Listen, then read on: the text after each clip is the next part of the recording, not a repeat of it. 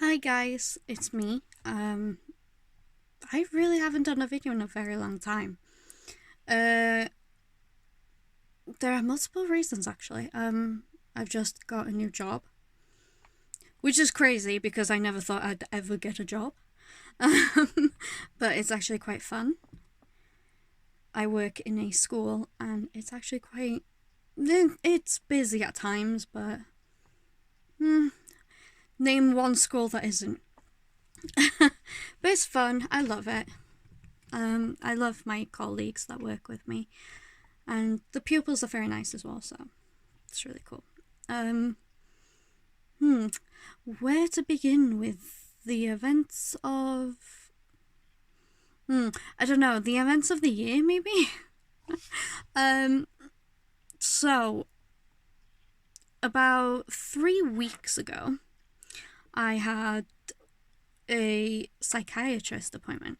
Now, obviously, um I'm not ashamed, obviously, to say that I have mental health, but I really needed a proper diagnosis because, yeah, I'd been diagnosed with depression and anxiety, but some things didn't add up, and I looked further into it, and I thought, I might have borderline personality. Because I do have times where my moods fluctuate so quickly. I can be 1 minute, I can be happy, the next I'm biting your head off because you've annoyed me. So I was thinking, I might. And I have uncontrollable anger, despite going for anger management. I've been to anger management, counseling, talking therapy, also coaching, and nothing is working with my anger. I'm still as angry as I've ever been. But saying that, it's one of those things that I wonder. I've had an anger issue since as long as I can remember. I've always had an anger issue, but it got worse possibly when I was a teenager. Because that's when the violence started and I was being violent towards my family. Never towards people who I didn't know. It would never be somebody in school or anything like that. It would normally just be my family. It would either be my sisters or it would be my mum or my dad. My dad very rarely because obviously he's a man and it would be a bad idea probably to mess with this man that is like twice my size, and he's stronger than me. So I would never, ever, ever pick a fight with my dad. But I did actually shout at my dad, so you know. But my mom, on the other hand, I.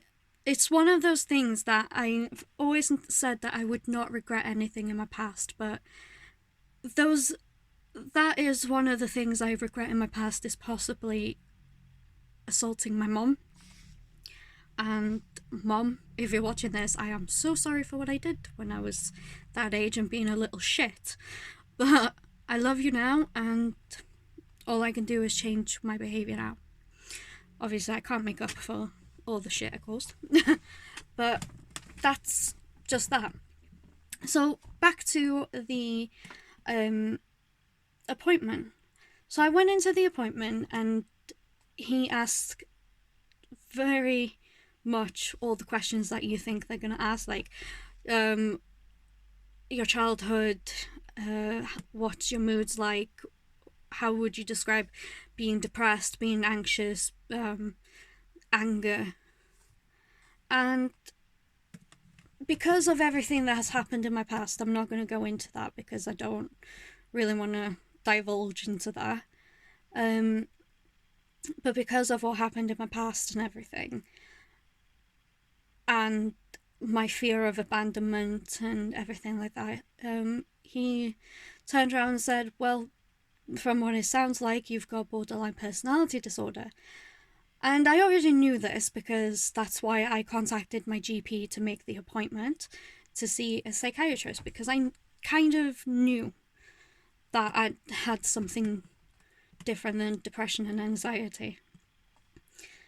Having this diagnosis is a step closer to hopefully get a grip on my mood and everything. So, in terms of my medication, my list of medications before was for my anxiety and depression. So I was on sertraline, 100 milligrams, once a day, mirtazapine, 30 milligrams once a day, which was at night, and amitriptyline. But amitriptyline wasn't really for much for my depression. It's more for my back pain than anything else. And my psychiatrist turned round and said, well, you need to be on something like an antipsychotic because of how uncontrollable my anger is and how uncontrollable my moods are. So I have been put on amisulpride for the time being. I'm on 50 milligrams twice a day, so 100 milligrams a day. And came off sertraline because I was taking too much antidepressants in the same category, which isn't really a good idea, but oh well. But I have noticed lately, I've only been off sertraline for about, it's reaching almost a week now. And I've been on amisulpride for almost 2 weeks. And I've noticed that my moods are everywhere. One minute I could be happy and content with my life, and the next I'm angry and verbally attacking people. But also, at the same time, I'm also there are times where I will lose control of my anger and my temper, and I will physically assault people, which is never a good idea. I mean, I don't know. I have no idea why I do it. I just genuinely, I don't know. So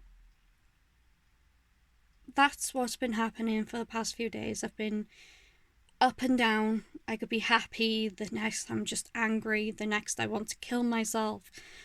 And most of the time I just don't know. I don't know whether it's the stress of work and stress at home, and also the mixture of coming off my antidepressants and also going on new medication. So all of this could possibly play a factor into my mood. But I do think that I should be on something to help me when I'm in that point where I just want to physically hit somebody, because it could possibly land me in trouble. Because if the person that I was going to hit pressed charges, then that would be it then, wouldn't it? It'll be the end of my career and the end of everything for me. So I think possibly for those moments of my temper, I think I should probably be on some sort of like sedative but fast acting, so it takes effect quickly to calm me down quickly as well. Possibly I'd have to speak to my psychiatrist about this, that I'm going to see him, I think. He said 6 to 8 weeks, so I have no idea when I'm seeing him. But I'm hoping that now with the proper diagnosis, I think hopefully now that it'll get to that point where I can just get better and hopefully live a relatively calm and quiet life. Because in all honesty, I don't really want to be always angry or always sad or just having my mood being a roller coaster. I mean, I'm even confused on half the times why my moods are like it is, but most of the time I can, like, there are things that I do to make sure that, you know, I take time to myself and to calm myself down. My hobby at the moment is diamond painting. Basically paint by numbers but with diamonds. And I think it's really great because I love doing them. Seeing the finished product after I've finished doing it, as it takes me about a week or two to finish one painting. But once I finished it, I feel such a sense of accomplishment that it makes me feel so good seeing my beautiful artwork, which is always the best thing for me. And I think a major part of, like, mental health is possibly finding something that you can enjoy. I do like trying new things, so I tend to do something and then I'm like, oh, I want to try this, I'm going to do this. Diamond painting was one of those, actually. I saw it on Facebook and Instagram, I think, and I was like, ooh, I want to do that. So in my local shop, I found diamond paintings, and then I was like, ooh, I'll buy some. And I absolutely enjoyed it. It gives me something to do, keeps me grounded and focused on one thing. My mind is not racing.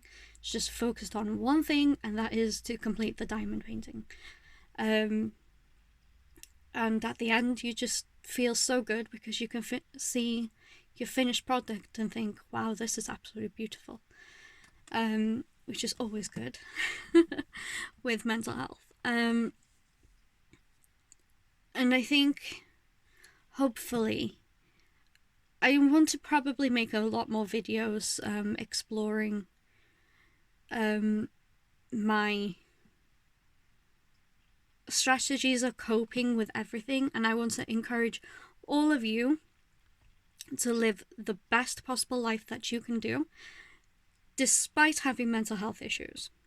Because, to be honest, we might have mental health problems, but doesn't mean we're that different. At the end of the day, we just want to be treated like everybody else, and most of us just battle to go through one day. And I used to think people in mental health as being, well, weird. You know, you go through life when you're like a little kid and you think, oh, that person's so weird. But then when you experience mental health, I think it all changes and you really start to empathize with those people. Because when you have mental health, you realize that you have struggles of your own, and you realize then that everybody else that have mental health as well have struggles of their own. And you just kind of empathize and think, well, you know, this person is just the same as me. So one of those things I want to close this video with is never judge anybody, because it's not your place to judge. You know, I don't think it's our job to judge people, despite of what they are. You could be black, white, orange, green, you could be whatever. And I think the best thing in this world is to not hate people. And remember that everybody's just the same. You know, they put their shoes on one at a time like all of us. You know, and they just want to be treated like normal people. I mean, if you think about how far we've come in this past 50 years with racism and also mental health and also being a part of the LGBTQ community, I think we've come so far to accept these people and to remember that these people are the same as us, despite what they are. One thing is treat everybody how you want to be treated. If you don't like to be treated in a certain way, then don't do it to somebody else. Simple as that. And I hope that everybody has compassion in this world and a lot of love. And remember, radiate love and radiate compassion, and the world will do the same back to you. And now, I will say goodbye to you guys, and I hope to see you soon.